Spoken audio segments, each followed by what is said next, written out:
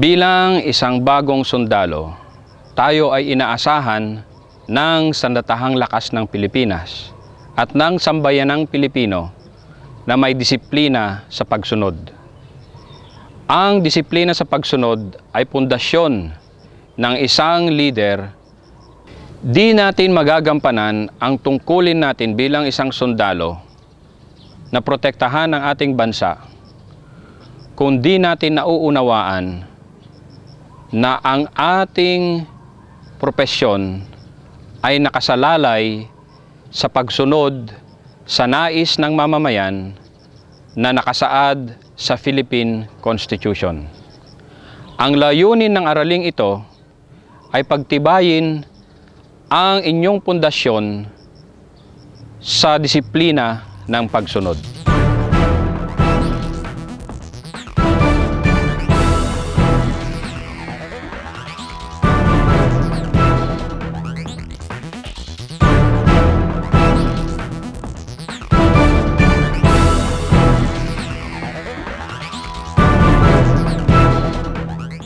Before entering the military service, some of you have been active student leaders like SK Chairman and the rest are active members. Ang aking katanungan ay, ngayon bang member na kayo ng Sandatahang Lakas ng Pilipinas, nagagamit nyo ba ang mga natutuhan nyo noon bilang isang leader? Sa paanong paraan? Maaari nyo itong sagutin pagkatapos nyo mapakinggan ang ating lecture.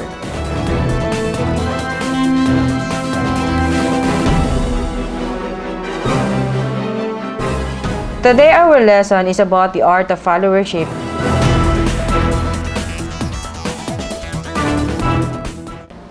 Our objective is to familiarize you on the art of followership.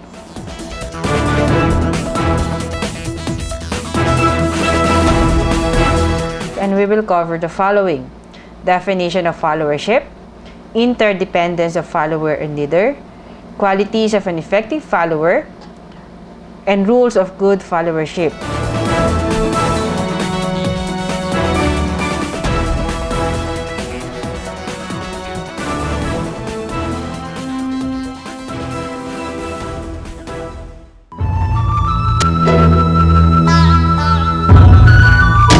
General Paulino Santos, 3rd Lieutenant Ferdinand Marcos, Colonel Jesus Antonio Villamor, General Mariano Castaneda, Captain Conrado Yap, Technical Sergeant Francisco Camacho, Corporal Miguel Pastolero, Sergeant Bienvenido Fahimolin, Captain Hilario Estrella, Sergeant Francisco Granpil, Private First Class Robert Salvador, Captain Arturo Ortiz, Corporal Romualdo Rubin, 2nd Lieutenant Jose Bandong.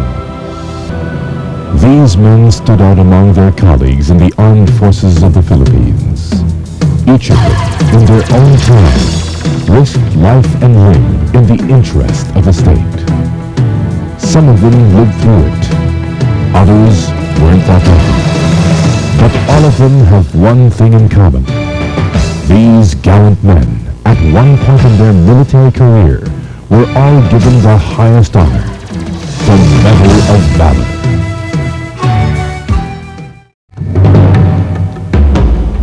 After the political turnabout in 1986, the armed forces of the Philippines was left in turmoil.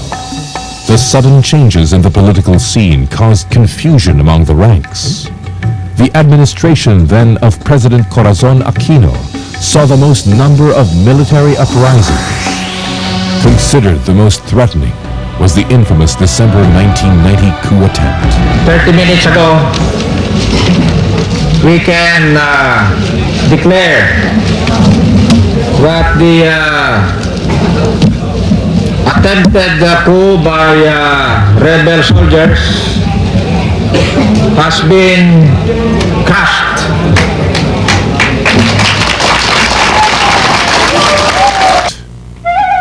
Private First Class Robert Salvador was among those tasked to defend the general headquarters of the AFP in Camp Aguinaldo. Nag-go po ako ni Colonel Victor Valor. Bali, ano kami doon, bali, tatlong kumpanya. So, Captain Kadapan, ang company commander namin, at Lieutenant Labuton. Yun nga, kami ang mortar platoon. Kami ang una nag-deploy doon sa gate. Actually, hindi sana ako kasama dito, pero wala magumant. So, binigyan sa akin ng task na hawakan ko ito. Siyempre, as kapatid ko, so medyo nalungkot ako ng konti. Pero inaisip ko na lang na gera, kailangan gawin yun. Salvador, armed with his anti-tank grenade launcher, positioned himself at the main entrance of Camp Aguinaldo, anticipating the entry of enemy forces. Shortly before dawn of December 3, 1990, a rebel tank came rolling directly at the government's defense position inside Camp Aguinaldo. Salvador opened fire. But when the sounds of gunfire halted and the smoke from the hostilities cleared, Salvador saw that the tank he just gunned down was manned by his own brother. Meron akong konting feelings na nararamdaman na masakit, pero wala na eh, tapos na eh. Diyos na lang bahala.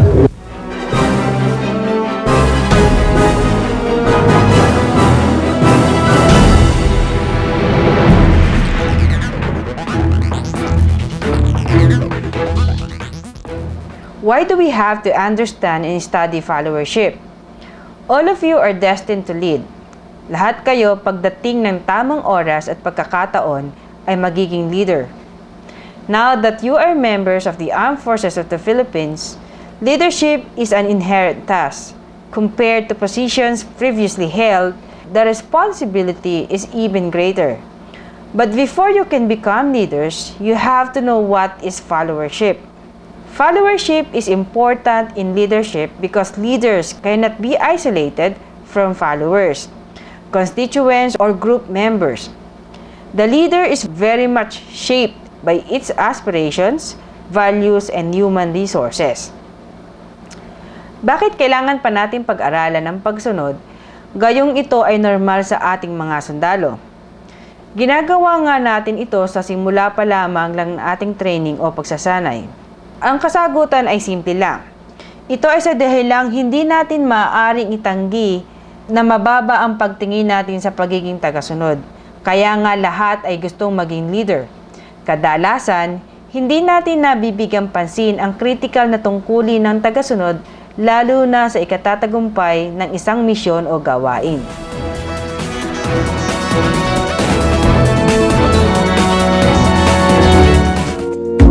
We usually focus on the role of the leader because that's been the more intriguing aspect of leadership for many years.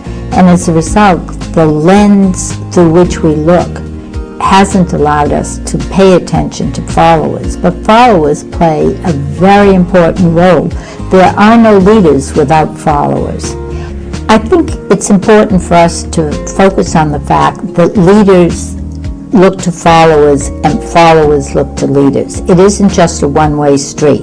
And oftentimes the leaders have very little to do with the outcome, but we attribute it to the leader nonetheless, and we fail to pay attention to what it is that followers do that either enhance what the leader originally articulated or undermine what the leader was trying to do. Good followers have all the capacities that leaders have. And we see this all the time when leaders are unintendedly incapacitated and somebody steps in.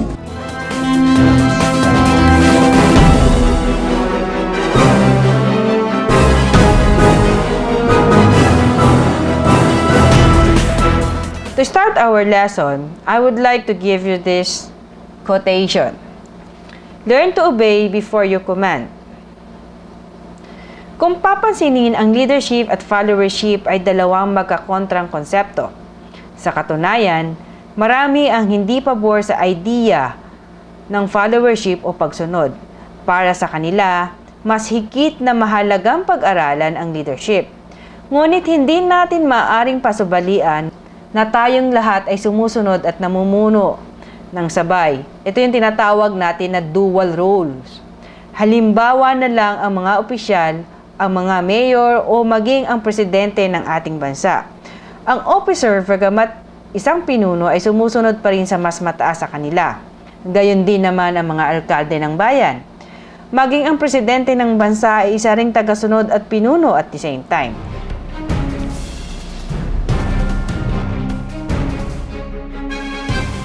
To better understand our lesson, let us first define followership. Since followership is relatively a new field of study, numerous definitions based on the experiences and understanding of different people from different fields have come up to give meaning to the word, and here are some of them. Followership. It is the process in which subordinates recognize the responsibility to comply with orders of leaders and take appropriate action consistent with the situation to carry out those orders to the best of their ability. It is the ability to know where and when to articulate one's views on an issue, and then to have the loyalty and the devotion to carry out the final decision on that issue. Webster Dictionary defines followership as the capacity or willingness to follow a leader. Have you noticed the commonality of the different definitions? All refers to the ability of the individual member to obey or follow the leaders in consideration of the unit's well-being. At the same time, the followers are expected to have a high sense of discipline, values, character, and judgment. And these characteristics are the same with what is required and expected from a leader. Ang followership ay tumutukoy sa pagsunod na nagbibigay pagpapahalaga sa ikabubuti ng unit o organisasyong kinabibilangan ng isang tao. Ito ay malayong iba sa karaniwang mababang pagtingin sa konsepto ng followership o pagsunod.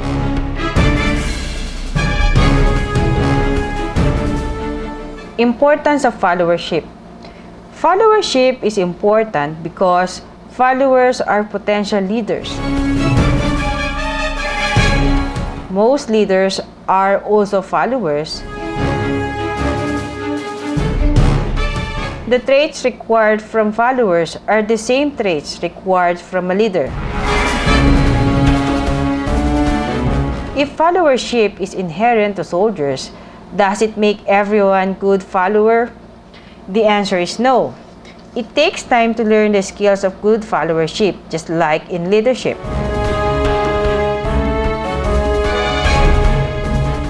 Let us now discuss another topic, which is the interdependence between a leader and follower.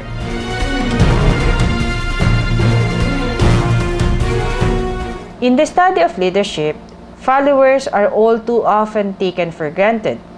There are critical interdependence between leader and followers that cannot be ignored. These interdependencies are essential to mission accomplishment. Superior education, technical skills, and access to information are no longer available only to leaders or the aristocracy. They are available to everyone. As a result, there is a very narrow gap between the abilities of leaders and followers.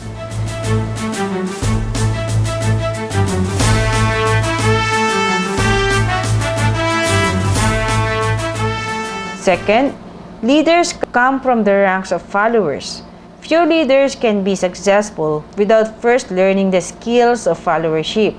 Hence, the contemporary study of leadership must examine followership and leader development as they affect organizational success. Followership is, in effect, a prerequisite for effective leadership. Most of us are followers more often than we are leaders. Even when we have subordinates, we still have those above us. Followership dominates our lives and our organizations, but the preoccupation with leadership often constrains us from truly appreciating the nature of follower.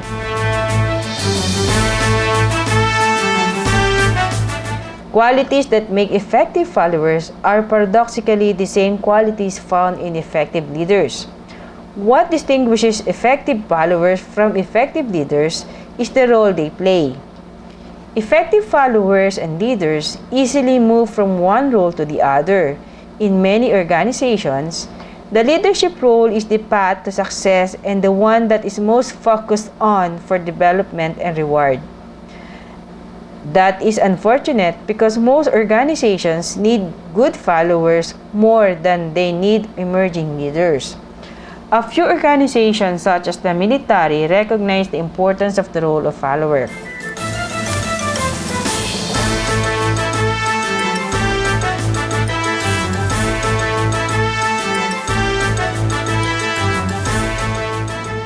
Qualities of an effective follower.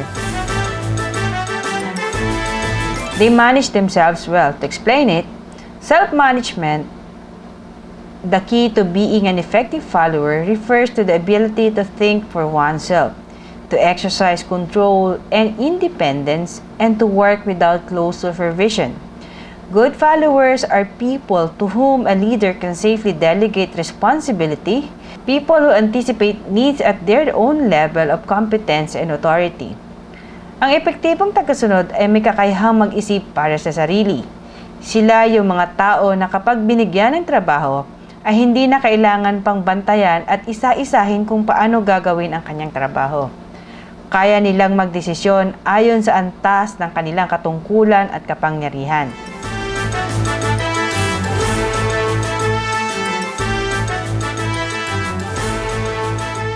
The next quality of an effective follower is commitment. They are committed to the organization and to a purpose, principle, or person outside themselves.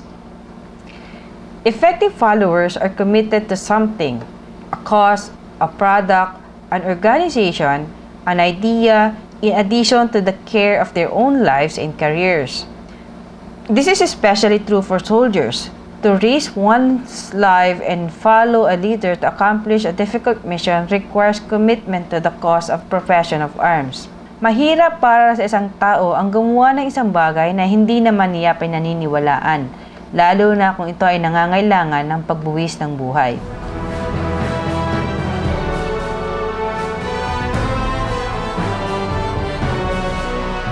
Para yung dedication nila, yung commitment nila, lalong ma-enhance. Just like the commitment na binibigyan ng kalaban natin.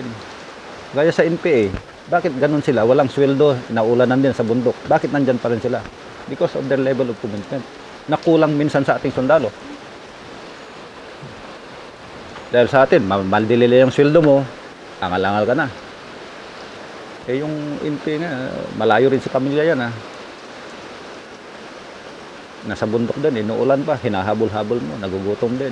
Pero bakit nandun tayo? Because they believe, siguro yung commitment din na sa cause nila, lalo na yung mga hardcore. And what is commitment? Yun ang palagi ko rin sinasambol ako, yung egg na naman ako yan. Diba? Kung nakwento ko na yung egg na commitment, yung egg and ham sandwich. Ang level, you might be involved, but are you committed?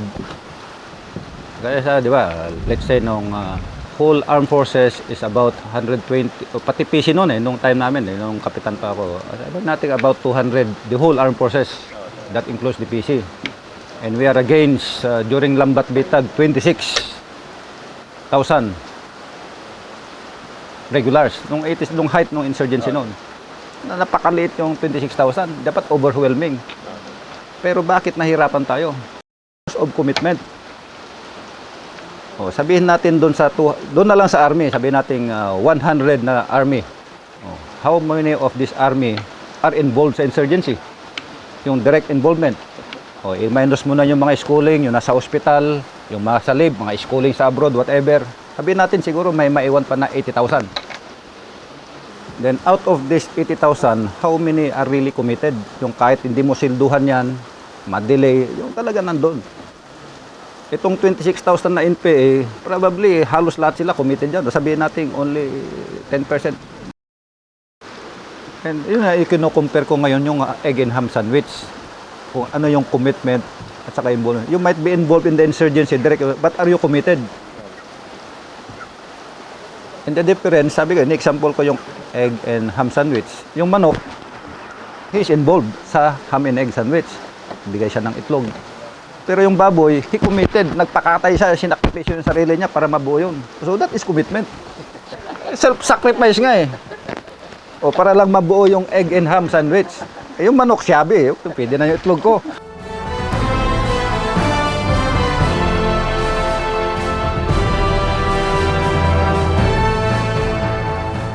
The next quality is that they build their competence and focus their efforts for maximum impact.